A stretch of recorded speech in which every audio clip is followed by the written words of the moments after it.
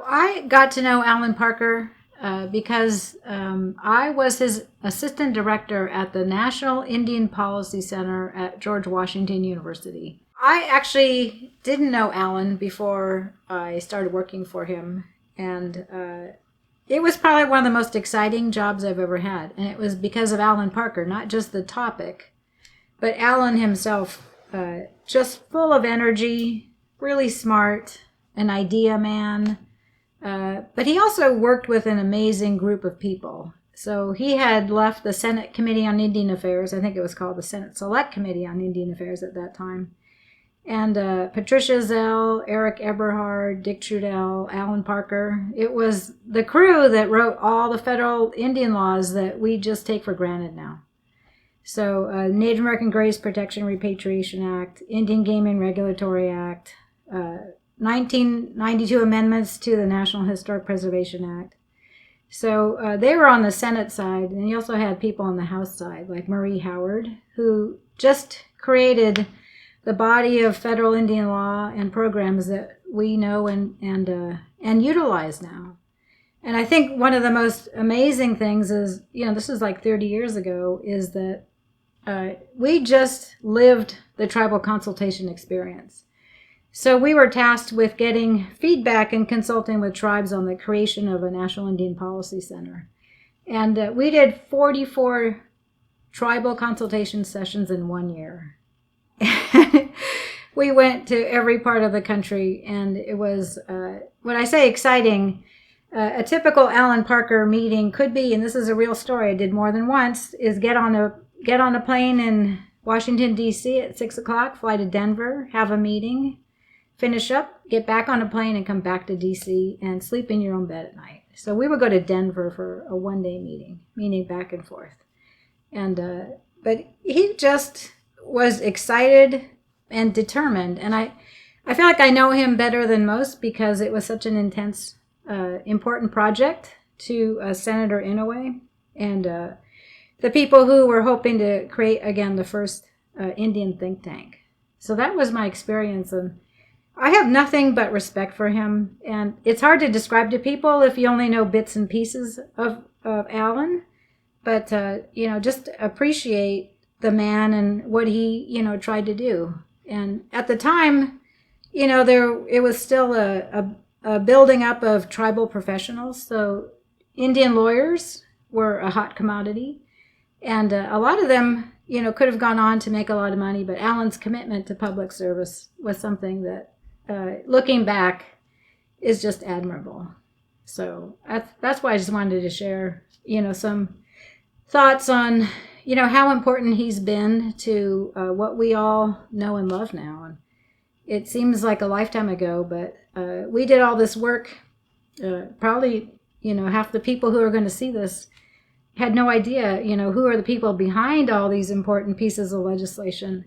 And, who were they that actually had a public commitment and a commitment to helping Indian tribes actually have some kind of toehold in the world. Because prior to their work and prior to Senator Inouye, there was nothing. And it was almost not a victim mentality, but we had nothing. So I just, hats off to all these incredible people who, showed us the way to, move things, change things.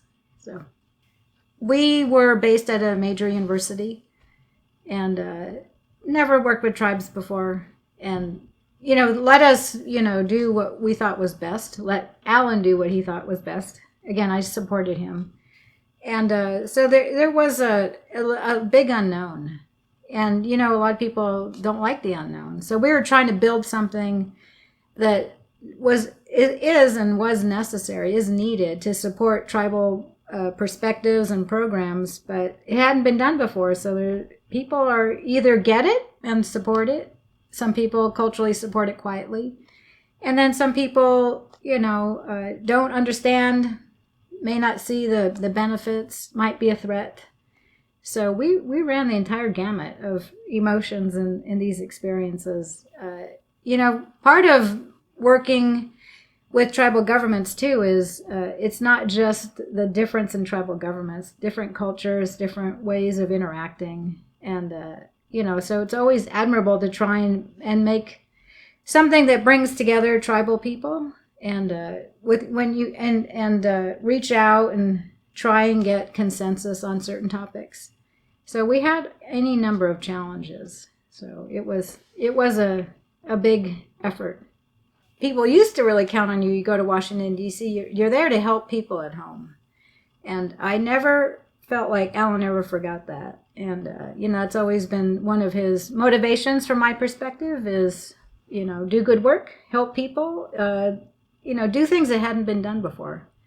Some people are drawn to creating something. Some people are drawn to, improving an existing process. But he's definitely on the forefront of ideas and trying to make them happen. I always saw him as seeing a challenge and taking it on. He didn't back away from it. So, that takes a certain kind of person. That doesn't mean you're going to succeed all the time. I've made mistakes. Alan's made mistakes. We all make mistakes. But I never felt like he was doing it to hurt anybody or to, get ahead. I never felt like that was one of his motivations. It was almost, being as smart as he is, it was a way of, I want to break this nut open. Tribes we have to move forward. Because this group had written the Indian Policy Commission, volumes, laying out all the challenges in every part of Indian policy, from education to economic development, legal, and, trying to implement that, takes a certain level of commitment and vision to, try and get it in place. So I think that, to me, is the lasting legacy that, again, thank you for, talking with people like me who actually have lived that small slice of, with Alan's career. But I always found it was motivating. I always got a kick out of it because he kind of expected, if I'm going to run that race, you're coming with me. I'm not doing this by myself. I need help. Come, let's go. When you have an interest in using all of your talent to make a difference, that I think Alan absolutely did.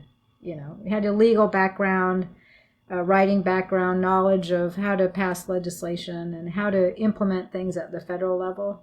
That takes a special skill in someone who is not averse to learning it and then using it. So I really enjoyed working with him, and I'm smiling because there were some crazy moments. For example, one time during an allergy season, our offices could see each other, and we had this important call going on. My nose started to bleed. And I'm like, Alan, my nose is bleeding. He goes, wipe it up, get back on the call. And I did it. I'm like, why? I thought it was funny I'm saying, but maybe it's someone like me who appreciates him that, he was go, go, go. But I think the one thing that came through to me was the dedication and, just a commitment to the effort. And I know that sounds kind of corny, but, we could have done 40 tribal consultation sessions in 1 year, but we did it all. We covered so in other words, we made a decision we were going to cover every part of the country, and we did it.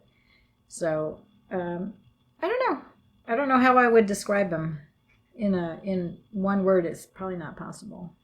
I always thought he was, willing to let people be themselves also. And that's, not everyone does that. So, for example, he would let me bring my dog to work.